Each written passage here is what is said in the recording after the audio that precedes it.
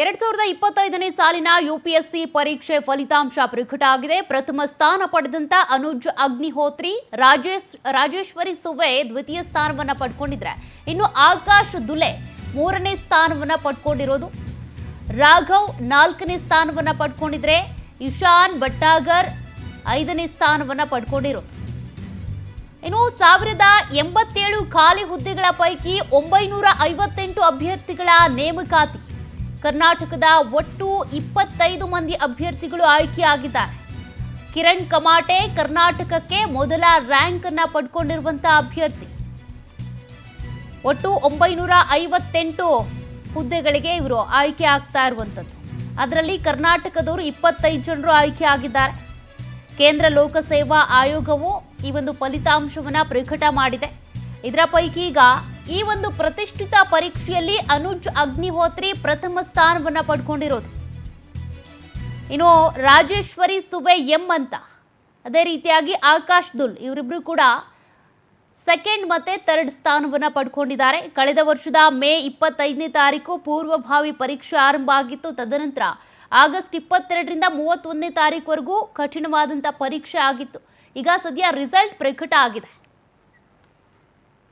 ಮತ್ತಷ್ಟು ಡೀಟೇಲ್ಸ್ ಕೊಡ್ತಾರೆ ಪ್ರತಿನಿಧಿ ಸುಚಿತ್ರಾ, ಕೊನೆಗೂ ಕೇಂದ್ರ ಲೋಕಸೇವಾ ಆಯೋಗವು ಪರೀಕ್ಷೆಯ ಫಲಿತಾಂಶವನ್ನ ಪ್ರಕಟ ಮಾಡಿದೆ.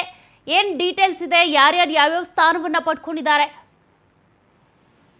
ಸೌಖ್ಯ, ಕೇಂದ್ರ ಲೋಕ ಸೇವಾ ಆಯೋಗ 2025ನೇ ಸಾಲಿನ ನಾಗರಿಕ ಸೇವೆಗಳ ಪರೀಕ್ಷೆಯ ಅಂತಿಮ ಫಲಿತಾಂಶವನ್ನ ಇವತ್ತು ಪ್ರಕಟ ಮಾಡಿರುವಂತದ್ದು.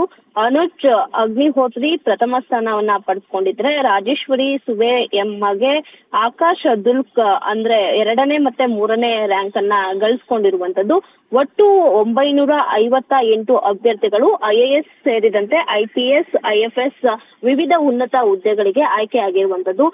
ಏನು ಇದು ಕಳೆದ ವರ್ಷ ಮೇ 25ನೇ ತಾರೀಕು ಪೂರ್ವಭಾವಿ ಪರೀಕ್ಷೆಯನ್ನ ಆರಂಭ ಮಾಡಿರುತ್ತೆ.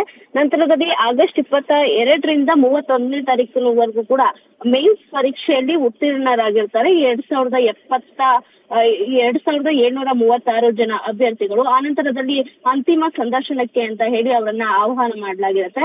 ಅದಾದ್ಮೇಲೆ ಜನವರಿ 5ನೇ ತಾರೀಕಿನಿಂದ ಫೆಬ್ರವರಿ 27ರವರೆಗೂ ಕೂಡ ಒಂದು ಪರೀಕ್ಷೆಯನ್ನ ನಡೆಸ್ತಾರೆ. ಇದು ತಾಳ್ಮೆಗೆ ಹಾಗೆ ಜ್ಞಾನಕ್ಕೆ ಒಂದಷ್ಟು ಪರೀಕ್ಷೆಯನ್ನ ಮಾಡಿದಂತ ಸಂದರ್ಭದಲ್ಲಿ ಒಟ್ಟು 958 ಅಭ್ಯರ್ಥಿಗಳು ಈ ಒಂದು ಉನ್ನತ ಹುದ್ದೆಗಳಿಗೆ ಆಯ್ಕೆ ಆಗಿರುವಂತದ್ದು. ಜೊತೆಗೆ ಒಟ್ಟು 180 ಅಭ್ಯರ್ಥಿಗಳು IASಗೆ ಸೆಲೆಕ್ಟ್ ಆಗಿದ್ರೆ, ಇನ್ನು IPS ಗೆ 55 ಜನ, ಹಾಗೆ IFSಗೆ 74 ಜನ ಸೆಲೆಕ್ಟ್ ಆಗಿರುವಂತದ್ದು. ಒಟ್ಟಾರೆ ಸಾಮಾನ್ಯ ವರ್ಗಕ್ಕೆ 74 ಜನ, 47 OBCಗೆ, ಹಾಗೆ 28 ಪರಿಶಿಷ್ಟ ಜಾತಿ, 13 ಪರಿಶಿಷ್ಟ ಪಂಗಡಕ್ಕೆ, ಹಾಗೆ 18 ಅಭ್ಯರ್ಥಿಗಳು EWS ವರ್ಗದಡಿ ಸ್ಥಾನವನ್ನ ಪಡ್ಕೊಂಡಿರುವಂತದ್ದು.